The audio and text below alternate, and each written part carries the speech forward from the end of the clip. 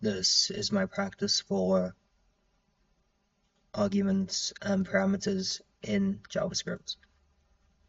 So I have my HTML page here, my test.java. As you can see, it's nothing too crazy. Very simple code here. Simple setup. I have my code.js here and my HTML page here. So just gonna bring that back a bit. Out of the way. Bring it a little bit more. No, yeah, that's so I need to make reference to my JS script, but to do that I type script. It finishes it off for me. In this first script I need src equals, and then I need to reference my code.js. It's in my scripts folder right now, as you can see. Don't worry about this folder. And yeah, simple.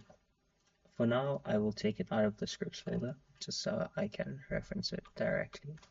And to do that, I just type code.js, the name of the file. It should auto fill it in for you, code.js.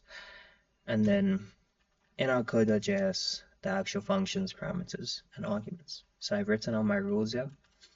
Function needs a name, the open bracket, close bracket, and the curly brackets. Then it needs the parameters, and then it needs the arguments. So just to go into it, function, give it a name. This is a function. Open bracket, close brackets, curly brackets, and then enter, because I like the way it looks when I press enter. We need our parameters next. Our parameters go in this bracket right here. It can be anything. For now, I'm going to have it as x and y. This can be a, b, whatever I want it to be. And this can be a or b or a, xa, whatever. I'm going to keep it as x and y for now. And that is parameters done. It is a simple placeholder value. It is not something too extravagant. It is very simple, and it's up to you what you want to name it. So now if we go back to our web page and we oh yeah, I need to be on my HTML page, and we check the console, ignore this error. Yeah, there's nothing here. There's nothing that's showing. None of this is showing yet because we haven't put anything in it. To make it show, we need a console.log, and we open bracket, close brackets, quotation marks, and then we put our parameter in the quotation marks, x. And then we put a comma, and then we put our parameter, again, x. And we will just copy this, paste it, and then we will put our second parameter in here and here. Just need to do that and that. Now, this will still not work, as you will see. There's still nothing here because we have not called this function. Right now, it knows what to do, but it doesn't know where it must show that it knows what to do. So to call your function, you type in the same function name. This is a function, and you open bracket, close brackets, and a semicolon, and as you can see, it shows x and y, x and y, x and y, x and y. Now to make this have actual values instead of it saying undefined, we need to give it an argument which replaces our placeholder value and shows actual values within the console. To make this happen, we go to this part here where we called this function, and we put in our arguments, which can be, for now we will make it numbers, but it can be anything.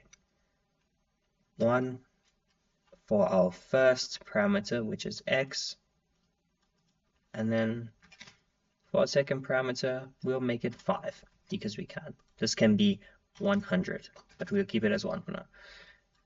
These can be anything as well. For now, they are number arguments. arguments. Cool, so we go back to our web page and you see 1 and 5, 1 and 5. Now I said that this is a number argument because I want to show word arguments or string arguments as well. So to get our string arguments, we just copy this and we paste it down here, and we will rename this to this is a arguments. This is a, no, we'll rename it, this is a string. And we need to rename this as well to this is a string.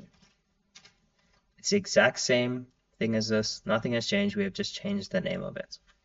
So to make it a string, you can still keep it as X and Y, but I am going to rename our placeholder values to color1 and color2. Now I'm going to use colors, so we are going to change these values to blue and yellow. Obviously, this is a string argument. Now, if we go back, you can see it's an error because, well, we haven't told it what to show here. So to make it show here, we type in our parameter name, color1, color2, but we need a colon, and then we need to replace these with color1 and color2. And that should work. No. Oh, yes. So I'm forgetting the quotation marks on these because they are strings, they are words. You need quotation marks so that JavaScript can recognize them. As you can see, the numbers need no quotation marks, but the words do because they are strings. And color1 blue, color2 yellow. Very simple, very easy. This is your parameter. This is a parameter. This is just telling it what to show. And this is your argument right here. Thanks.